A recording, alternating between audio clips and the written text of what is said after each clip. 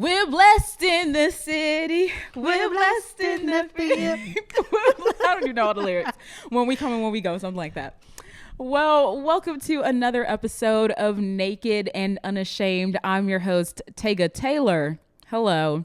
And we have a guest this episode. Hey. I'm so excited. Hey, Jordyn girl. Well, if you don't know Jordyn was on an episode with me last season. And you only heard her voice, but now that we have video, you're seeing her beautiful face. Hi. And so I'm excited because you're the first guest that we've had this season. Now, we recorded another episode with a friend that you guys will get to meet soon enough. But we decided since she couldn't stay for the whole entire episode, we're going to re-record that. We're talking about a lot of deep stuff, a lot of good stuff. So you guys will get to hear that soon. But Jordyn, how are you doing today? Good. Thanks for having me. The sun is shining. It's a little hot, which feels weird. We're recording this in mid-November. It's kind of odd that it's still hot, but good. Yeah. What a time we're in. So as we are recording this episode, we are fresh off of the election. The election just happened. The church is in flames in ways. God is still good, all the things that we know is true. But it's just been an interesting time that we've been in. Yeah. Any thoughts on that before we go to what we're actually talking about today? Let's move forward with hope and let's be kind to each other and not forget that our Christian witness is in everything that we do, not when we decide to share the gospel. Yes. There's a whole thing. We'll talk about this down the road when we talk in our other episode, but I just think the biggest thing for me right now is to let the words of scripture transform our hearts and minds to be loving and kind towards people. The world may not be held to that standard, but as believers, we definitely are. So please don't look like your neighbor. Yeah, you need to be looking like Christ. Yeah. And that will transform our hearts and allow us to love people well. But anyways, that's not even what we're talking about today. What we are talking about today is the fact that we are in the season and in the part of life, which I think is every part of life, where you are just trying to navigate. And by you, us, all of us are trying to navigate. What am I supposed to do with my life? Yeah. What career am I called to? What am I doing? What's going on? But first of all, I want to ask the same question I asked to every single guest who's ever been on this podcast, which is this: Jordyn, what are you stewarding right now? And if you don't know, I ask that question because we tend to ask people like, what do you do? Yeah. But that doesn't encompass who they are as people. So yeah, Jordyn, what things has God put in your hands in your life as a gift, and how are you using it? Yeah. First, my relationships with my family members, my parents, my brothers, friends who feel like family, but then also my marriage. Praise. I got married. Oh my gosh. Yeah. It's almost been like 18 months Wow. of marriage, which is wild. It's been fun. I'm married to my high school sweetheart, and that's super sweet. Also stewarding a house. Around the same time that I got married, I also bought a house. Girl. Not without a lot of patience. To be clear, it wasn't as easy as it sounds. But stewarding my house and learning what it means to take a house to a home, but also the fact that takes a lot of patience and a lot of money. Save your money, people. Yes. And then lastly, a new position as far as work is concerned. I work for a regional forestry nonprofit. And so that's like the newest thing. And then lastly, I'm learning to steward my gifts. Which we'll get into that eventually. But the last time you were here, obviously, you were Jordyn Gilbert. Yeah. You were working at a local church. You were living in a basement apartment. Now you're Jordyn Robinson. Yep. You have your own house. Yep. And you're in a new job. So talk us through, how has the last year, really, what has it been, almost 2 years? Yeah, almost 2. Yeah, we're inching on 2 years. So how has the last almost 2 years been for you in transitions? Yeah. Oddly enough, I have this thing about me where I like to transition all the things at one time. I closed on a house in June of 2023, got married 6 weeks later. And honestly, transition was harder, but also easier than I thought it would be. I feel like it's a lot of small steps, one after the other. Yeah.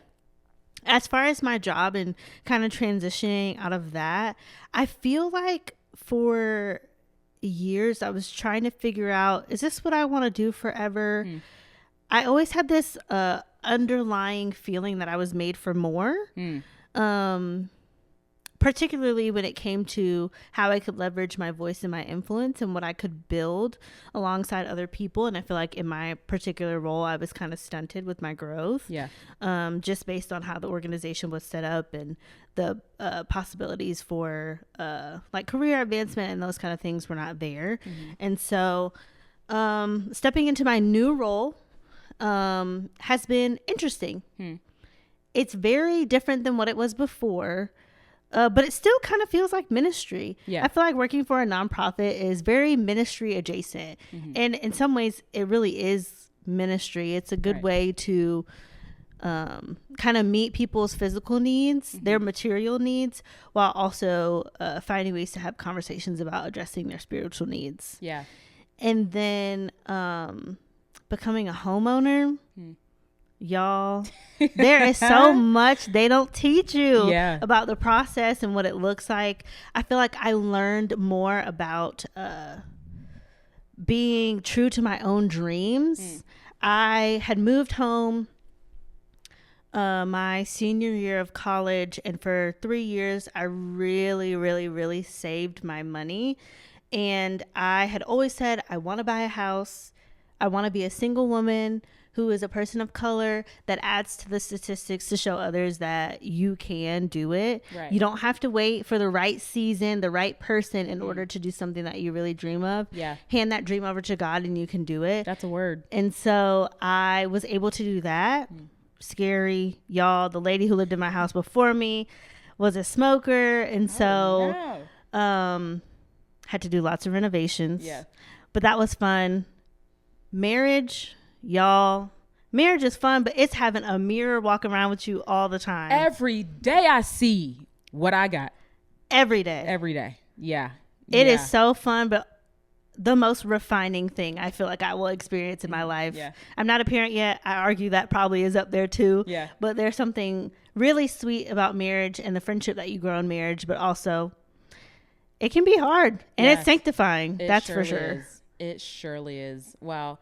Everything that you just said, but I want to lean into just what you are doing now, like with your new job and like transitioning jobs. And for the person who's out here listening to this, who is trying to figure out what they're doing vocationally with their life, what their purpose is, all the things, which me and Jordyn, our stories are like similar in where we're at in life right now. And we'll dive in deeper to that.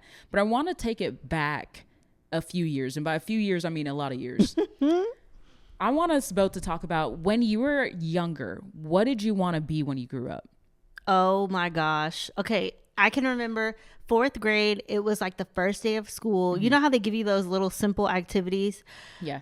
For the first day of school, they're like, we can't overwhelm these kids. They just got back. They're still thinking it's summer vacation. Yeah. We had one of those posters that had the about me. So you had to draw a little reflection about you. You had to answer some questions. I wanted to be a scientist who was also a fashion designer. I'm just going to let that sit. Double duty STEM and all. Yes. So, yeah. I would say, hold on. Please hold.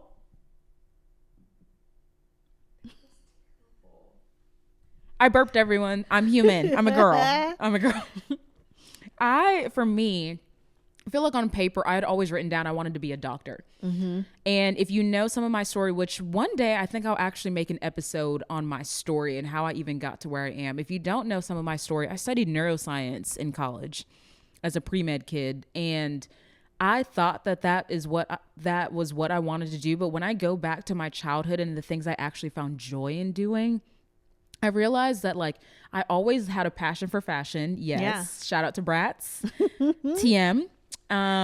But I also always wanted to like I always wrote stories. Yeah. I constantly wrote stories and poems and was writing and was a choreographer for my cousins. Like I was the family choreographer. And they didn't see it coming. Like I wanted to choreograph. I wanted to like creative direct. Like I would always make movies. Like I had a little camera. And so I think that like as an adult now, looking back on childhood Tega, I realized I was always designed to be a creative. And I denied it for so long. Yeah.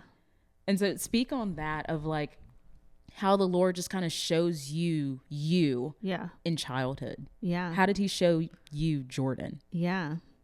Well, what's funny is I was talking earlier when I introduced myself and talked about the things that I'm stewarding, was learning to steward my gifts. And I feel like in the last season, I have been learning what it means to come into agreement with God about my gifts. And just a few things about myself. Growing up in my childhood bedroom, I had like a little poster above the door that said, Jordyn will change the world. Wow. And on top of that, like you were talking about always writing, y'all, I love me a journal. It could be in a composition notebook. It could be in a custom journal. I'm looking into travelers' journals and stuff like that. But words have always meant a lot to me. I'm a words of affirmation person, so I love to receive love in that way. Yeah.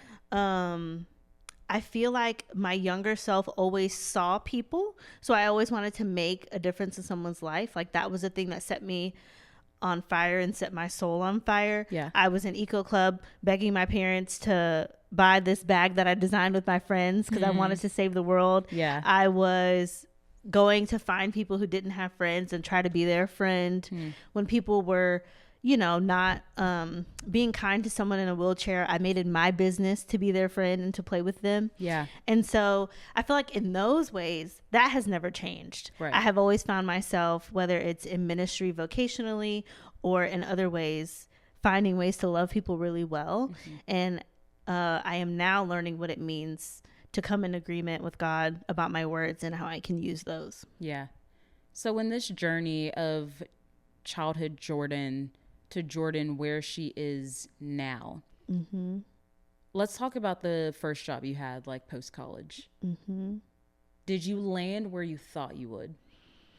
In life where I thought I would? No. Interestingly enough, in college, I was a sport management major. I thought that I was going to use sports as the thing to change the world. Yeah.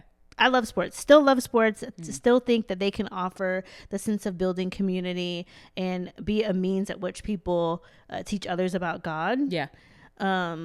But my junior year of college, we were sitting in class and everyone was talking about how they wanted to be famous and make a lot of money. And that was not the thing that spurred me on. So in that moment, I kind of thought, okay, I'm going to be faithful. I'm going to finish my degree, but I'm going to open my horizons. I'm going to see what else may be out there for me.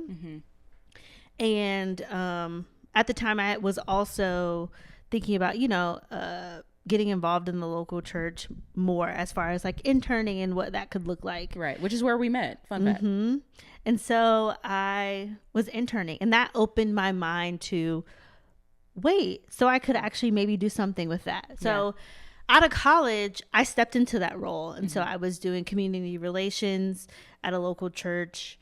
And did I think I was going to be there?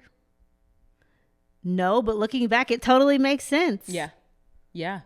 Yeah. How did that roll? Because for me, when I came out of, I mean, we were both interns, and then coming out of college, I ended up going to seminary after I was done with my neuroscience degree. And so got my master's in the seminary program that I was in. But how did that role either add or diminish the flame you had for what you want to do in life?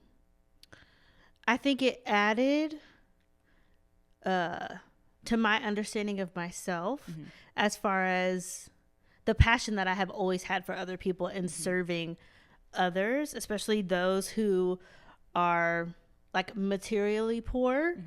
That has been something that I feel like was like secured and fought back up. It also spurred on my passion for the church and how the church is in the world and what it looks like and what it means to be a good follower of Jesus. Yeah. Things that it also did was at some points it made me really jaded. Yeah. And I feel like it was keeping me from wanting to pursue God deeply. Yeah. I feel like sometimes people always say when you start working for a church, like, it's going to be harder for you to know God. Believe them. Yeah. When they say it, believe them, because when you're doing good work, you can think that doing the good work can take place of your quiet time, can take place of you being in community, can take place of you being quick to confess and ask for forgiveness and repent towards God. And so I feel like most of all, it made it really hard for me to know and love God and know what is true about God. That's real. I'd say even the same for me of I didn't even I feel like I'm a little different in where I didn't even know what I was passionate about until I stepped into things and just started doing things that were hobbies, quote unquote, and realizing that the things that I thought were just like hobbies or like things that I enjoyed on the side, I actually had a deep passion for. Yeah. Like you learn a lot about yourself by looking back on your childhood self and realizing like, oh, I have a passion for people. I want people to be seen and known and feel like they have a safe space to be themselves. And for me, it was like, man, I want to story tell. I want people to understand that they have a bigger purpose than themselves and all of these things. But I was in this major where I could have shown people that through what I did, but it was almost like putting on clothes that weren't your style or not the right fit for you. Yeah. And you start to understand that the more you do something where you realize that a paycheck isn't enough for me to be satisfied, I have a deep internal longing for more. Yeah. Like I want my life to matter. I want what comes from me to have purpose. I want people to experience God through me, but it's also being in alignment of like, okay, God, where is that? Yeah. So you left that job. We both left jobs. Yep. How did you know that it was time to leave? / how did you know like that you were supposed to leave in itself? Because I mean, on the outside looking in, it's like, if you have a good job that pays the bills and, you know, it's not on fire and people are kind of nice and, you know, you have insurance, why leave? Yeah. The root of it kind of was the fact that I was unhappy. I, don't get me wrong, I was grateful to do my job and to do the work in my local community and to bring awareness about the local church. But the feeling of there was more had started to overshadow kind of the joy that I was experiencing at my job. Yeah. Also, while I was at my job, I did spend a lot of time putting my hands in other baskets trying to figure out what else I'm interested in. Yeah. So I had begun, you know, contracting with different people, whether it be, you know, trying to learn more about their organization. I had worked for 2 nonprofits on the side, offering them some administration and operational support, just trying to get to learn what else is out there. Yeah. And honestly, for this particular role that I'm in, I just felt like I was stewarding what was in front of me. This opportunity was offered to me. And after reading it, it just sounded right. It aligned with some of my interests. And it's not directly ministry, but I do feel like in this season, it's been really good for me. I used to work in the office, and for a season, I get to work from home. Yeah. Which offers me a great deal of flexibility. I feel like I can be more present in my life with my friends and my husband and our house. I also feel like it is offering me the space to love God without it being my job. I feel like I have had a better prayer life. I feel like I am like the fog was like wiped off the mirror and I can actually see God again. Yeah. Because it's not overshadowed by the things that I'm doing. And I think deep down that was something that I was longing for. And so I feel like those are, and it just seemed, I prayed about it and there was nothing that God was saying as far as no. Like I think he would have been satisfied whether I stayed or whether I took this opportunity. Right. There were no blatant, like, no, don't do that. It was very subtle, and it was an opportunity that was presented. Lots of conversations with my parents, with my husband, with friends about, what do you think about this? How do you see God using me here, even if it's just for a season? Yeah, that's good. For me, when it came to leaving the job I was at, so for those of you who don't know, after the last time me and Jordyn sat down with each other and recorded a podcast episode, I actually took on a job with a pretty like large nonprofit. And that nonprofit is responsible for a lot of Christian resources. And so my role specifically was I was a brand owner and content editor, which means that I got to write tons of content, got to creative direct, got to kind of lead a brand new project for the organization. And it was good for the season I was in. At a point in time when I first got the job, on paper, I was like, this is my dream job. Like, this is everything I want to do. Like, it's completely remote. Like, people are nice, all the things. Like, I was like, man, I'm good. Like, I'm going to be here till Jesus comes back. Like, I'm good. And then there was a point in time where I started to grow discontent. And like you said, it's subtle. It's little things that you start to realize and notice. And here's the thing with jobs that I'm learning is that jobs are great to teach you and to show you what you love and what you don't necessarily love. Yeah, your values. Like what you truly value. And I felt like at a point in time, what was once an answered prayer to get in then became an answered prayer of like, Lord, like now I'm praying for like, hey, would you create space for me elsewhere? And it was nothing for me. It was like nothing to do with the company. Like the people were amazing. Like my job had meaning and purpose and it was good. But the question then became like, is this good for me right now? Like, is this good for what I want to do? And me even learning about the way that the Lord has designed me in the midst of the job of growing and realizing and figuring out, okay, I think that the Lord may have something else for me and that's okay. That doesn't make me a quitter, which I had to remove that label and that mindset from myself of like, man, does leaving a job make me look bad? Does it make me look like I wasn't capable enough? I wasn't good enough. Like I wasn't able to just like fight through like hard things and just stay somewhere because, you know, there's generations before us who they would stay in jobs for 40 years, 50 years. It doesn't matter if they loved it or not. Like it was like, hey, it's consistent. It's stable money. Stay there. Right. But I feel like we live in a generation and time now where what we do, like we do matters to us.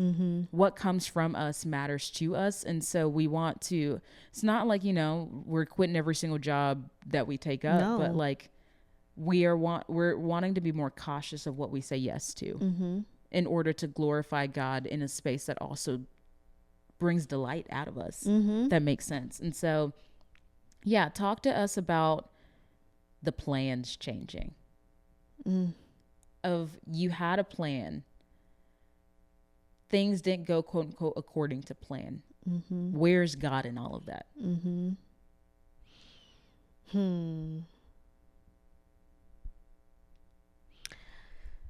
I feel like in those moments we can be like, oh, he's not here.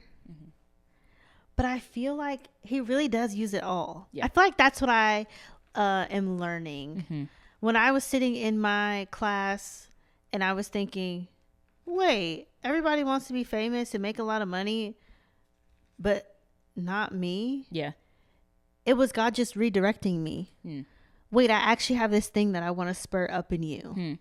And I want you to have your heart set on fire for the people who are next to you. And in that season while I was working for the church, I also experienced a lot of hardship. And I was able to bring that to the table and to educate people and to kind of help them see God in different ways. And so I do feel like God was able to use that. And then more with like it not being what I thought it would be. There's a song that I've been listening to that just says, you didn't come how we thought you would, but you're so much better. And I feel like if I would have gone in my original route, it would have been good, but I feel like this is better. Like in each transition, I have become more sure of who God is in my life. And I have been a more loving and faithful disciple through all of it. Leaving this, my last job offered me the space to love my husband more and better. Yeah. I was leaving work and I was bitter and I was upset and I was exhausted. And that was coming out in everyone that I was with, whether it was you or other people or my husband. I felt like, you know, I wasn't being a great witness of God because I was not in tune to what he had for me. And now I feel so much more sure of his presence in my life. And I feel like as I continue to transition and go through different seasons and maybe even different jobs, that I will be more sure of God. Yeah, that's so good. And when it comes to plans, like, we make plans based off of our limited knowledge of life and our experiences and like just what's in front of us. Like, my plan was to become I wanted to either do neurosurgery or I wanted to be a pediatric oncologist, or like there was a time I wanted to be an orthopedic surgeon. Like, I had all these plans because I was like, this sounds good. I want to help people. This is financially stable. And those are my motivators for like a job in life, is that like security. Yep. And when things don't go according to plan, we can often think like, now I don't have security anymore. Now I'm free falling. Now I'm not like, and we're constantly chasing security, where like a life with God oftentimes will not necessarily look how you planned it to be. But like you said, it's so much better. Yeah. And I've realized like the Lord cares about me and knows me so intimately that he's not actually going to like allow me to be in a space, like, especially when you follow him and listen to his voice, he's not going to put you in a space where you're like, man, death, despair, everything is awful. Like, God just wants me to shovel and blah, blah, blah. Like, God is so good and kind, and he knows us intimately. So when things don't go according to our plan and they go according to his plan, be grateful. Yeah. Celebrate. I was opening my Bible up to Colossians 3:17, and Paul is talking about living the new life in Christ. And the last verse, or the last like little part of the section I'm looking at, is Paul writes, and whatever you do or say, do it as a representative of the Lord Jesus, giving thanks through him to God the Father. As in whatever we do, like, there is no like, you know, in my heart, like, there are jobs and things that I want to do and desire to do with my life. But like in every season that we've been in, whether it's the old job or the new job or the in between, like, do it to the glory of God. Be a witness in that space and like learn what the Lord wants you to learn there. And when it's time to go, he'll make it really clear. So talk about your new job and like, how do you feel like that aligns with your gifts? For the first time, I am getting to build something. I'm currently at a startup nonprofit in the forestry sector, and it's been fun getting to be a trusted voice. And I feel like it is also helping me learn to trust my own voice. In my last job, there were a few times where decisions were made absent of me, which can be hard when you feel like, I'm the one who knows. I'm the one who's doing the work. But in this job, I am getting to learn to trust my own voice. It's also stretching me. Yeah. And to a really granular role, I went from having a full-time job that offered benefits. Right now, I'm in a contract role. And it's deepening my dependence. I feel like I had this false sense of dependence in my last job where I'm like, oh, I don't need to worry about anything. I got my little benefits. I have my house. I got my little good job. I don't need to worry about anything. And I think in that space, it also didn't help me build my relationship with God because I felt like, oh, I got this. Even if it was Bingo subconscious. Was his name.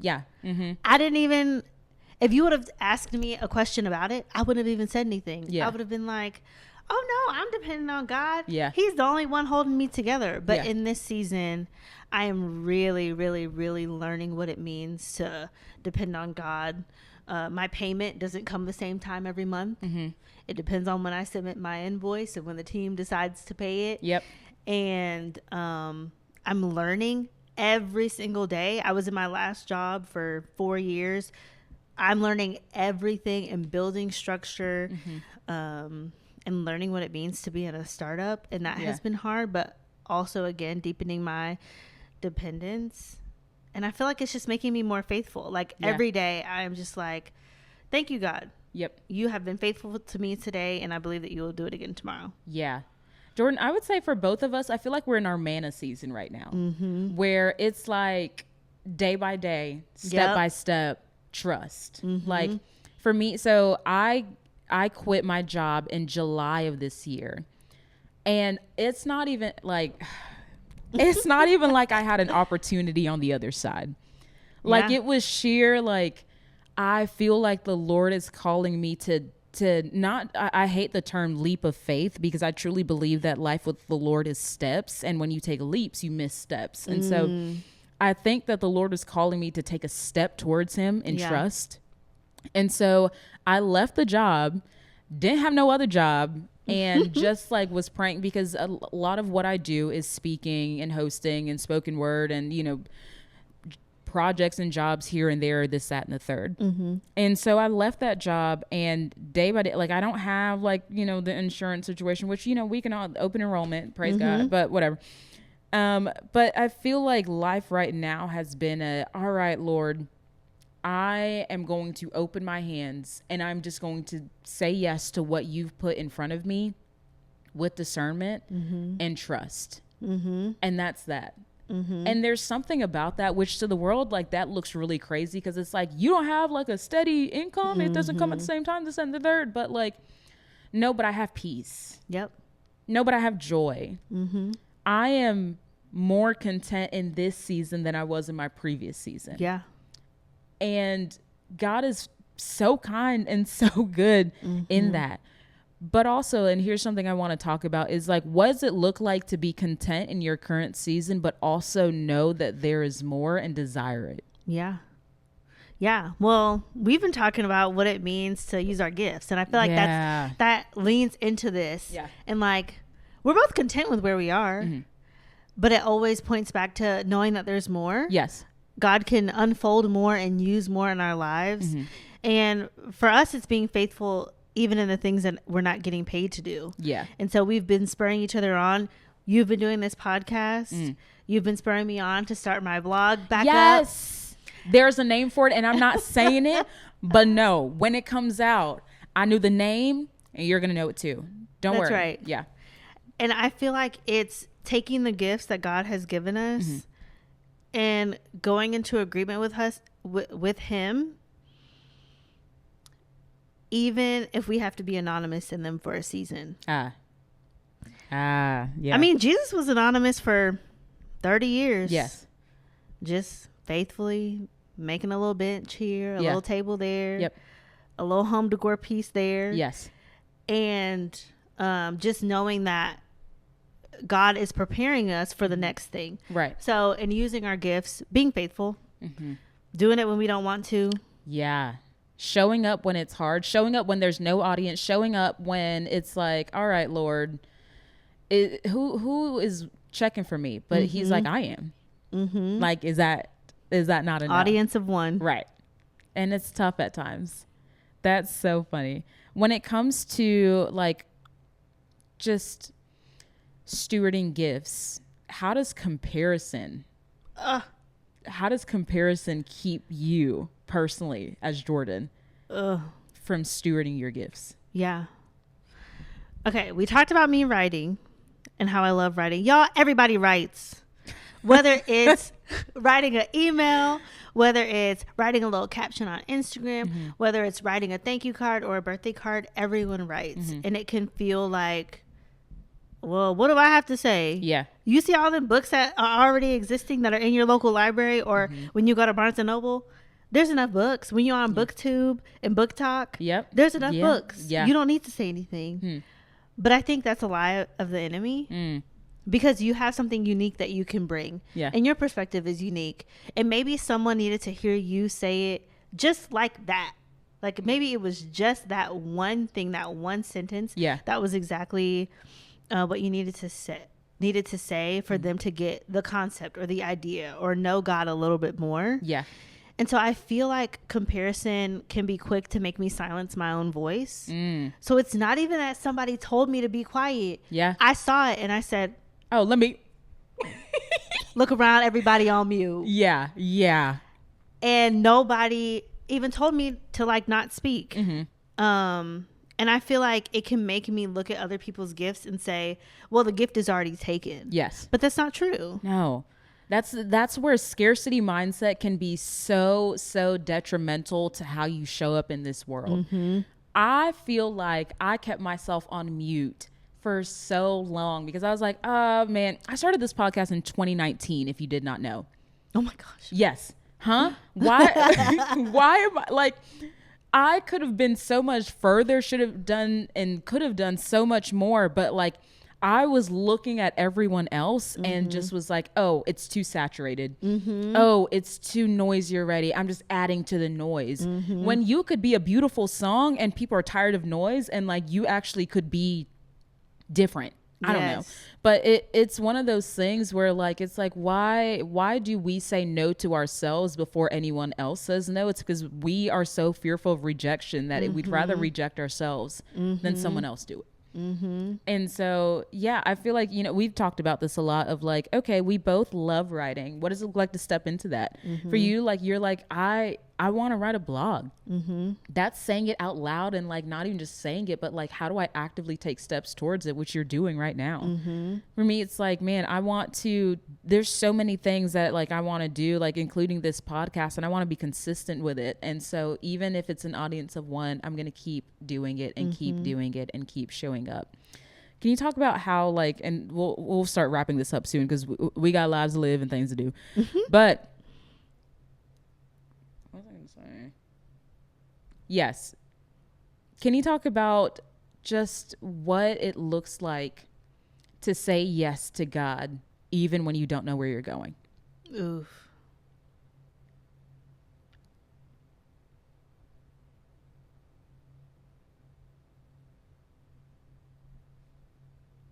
I feel like so much of saying yes to God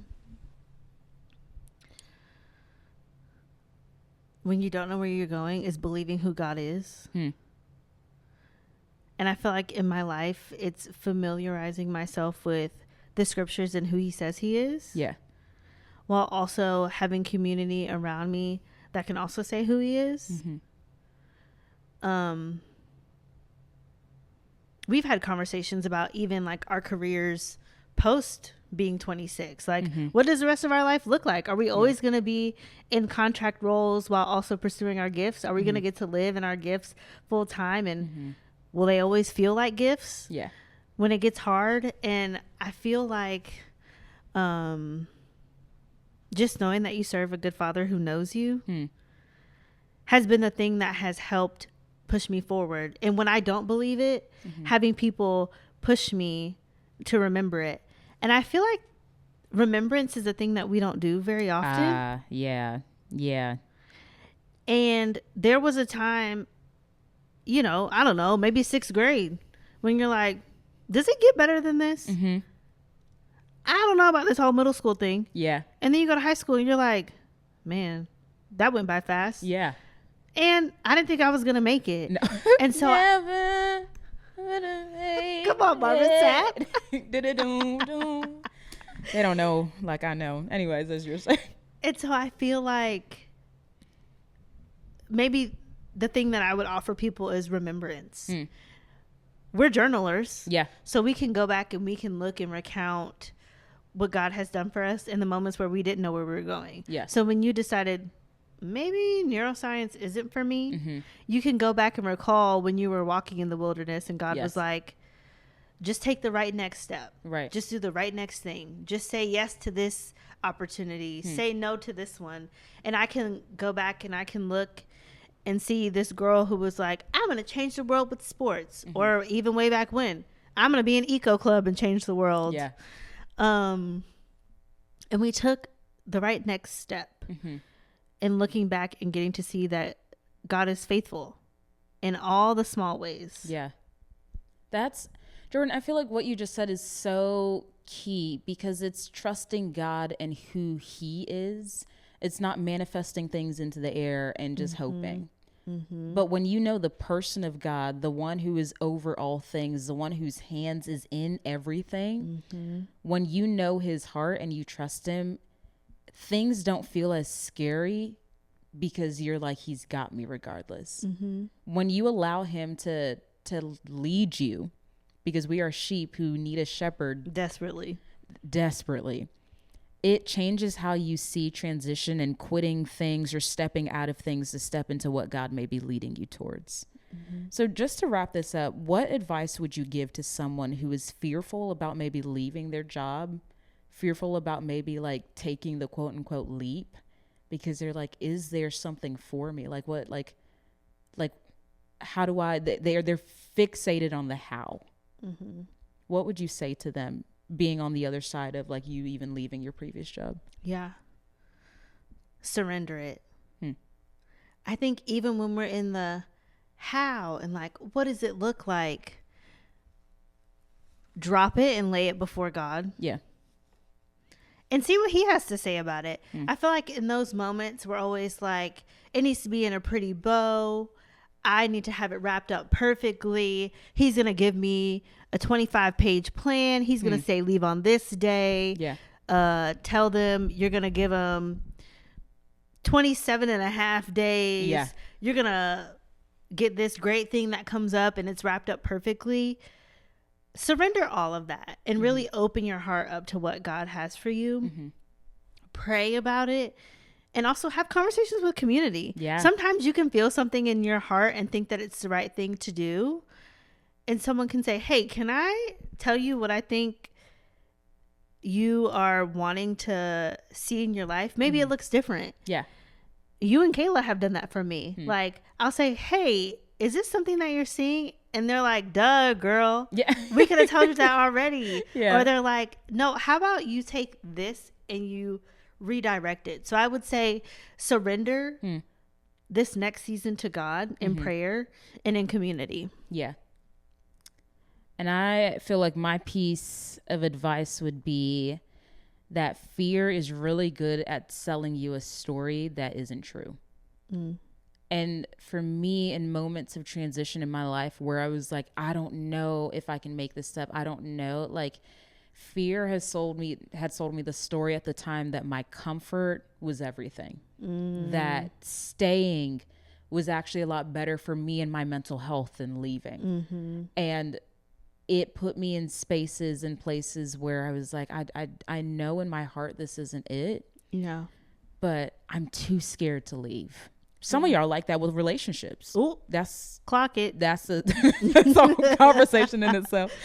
But yeah, there's a beauty in knowing that when you surrender things to the Lord and when you let him show you reality and let fear you not let fear draw up a reality, but you let the Lord show you the actual reality of things. Like, there's a peace and a grace on you that allows you to walk forward.